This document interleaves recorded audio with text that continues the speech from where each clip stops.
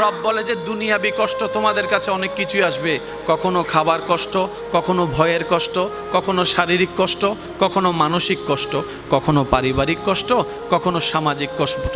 কিন্তু বান্দা এতটুকু মনে রাখবা, তুমি শুধু আমি রবের হুকুমের অপেক্ষায় বসে থাকবা, আমি রবের হুকুমের অপেক্ষায় বসে থাকবা। কেউ আপনাকে একটা গালি দিছে, তার আপনি 2টা গালি দিলেন, তাইলে কি ধৈর্য ধরেছেন? একটা গালির আপনার একটা মায়ের বিপক্ষে 4টা মাইরা দিলেন, ধৈর্য ধরেছেন? একজনে গালি দিয়েছে, তারা ধরে 10 জনে মিলে গাছতলায় নিয়ে পিটাইয়েছেন, ধৈর্য ধরেছেন? কেউ আপনাকে ফেসবুকে একটা স্ট্যাটাস দিল, আপনিও তার জন্য 3টা স্ট্যাটাস মাইরা দিলেন, ধৈর্য ধরলেন? জোরে বলেন, ধৈর্য ধরলেন?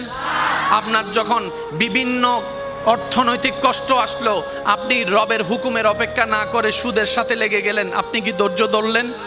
জোরে বলেন, ধৈর্য ধরলেন? বউয়ের অত্যাচার, স্বামীর অত্যাচার, পারিবারিক অত্যাচার, কোনো কিছু সহ্য না করে ডাইরেক্ট আপনি ডিভোর্সের মধ্যে চলে গেলেন, ধৈর্য ধরলেন? প্রত্যেকটা মানুষের জীবনে বিপদ আছে কি নাই? আসবে কি আসবে না? রবের ফরমান কখনো মিথ্যা হতে পারে? রব বলে যে দুনিয়াবি কষ্ট তোমাদের কাছে অনেক কিছুই আসবে, কখনো খাবার কষ্ট, কখনো ভয়ের কষ্ট, কখনো শারীরিক কষ্ট, কখনো মানসিক কষ্ট, কখনো পারিবারিক কষ্ট, কখনো সামাজিক কষ্ট। কিন্তু বান্দা এতটুকু মনে রাখবা, তুমি শুধু আমি রবের হুকুমের অপেক্ষায় বসে থাকবা, আমি রবের হুকুমের অপেক্ষায় বসে থাকবা। এ রবের হুকুমের অপেক্ষা করে বসে থাকার নামই হচ্ছে ধৈর্য। ধৈর্য। আর রব বলে যে যে আমার হুকুমের আশার অপেক্ষায় বসে থাকে, আমিও রব তাকে তাকাই থাকি, আমার ফেরেশতারাও তাকে গার্ড দিতে থাকে। সুবহানাল্লাহ। গালি দেনেওয়ালা দিল, শুননেওয়ালা কান দিয়ে শুনলো। মুখ আছে তার 3টা গালি দেওয়ার, শুধু এতটুক চিন্তা করলো।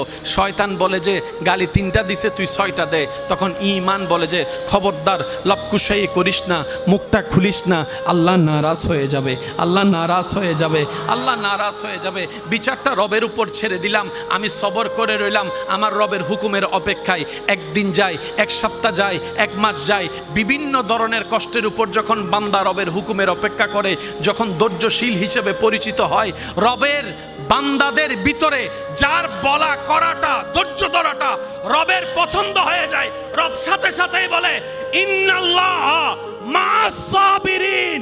এ বিশ্ববাসী শুনে রাখো, জেনে রাখো, অমুক বান্দার সাথে আজকে থেকে আমি আল্লাহ নিজেই আছি। কষ্ট কখন লাগে জানেন?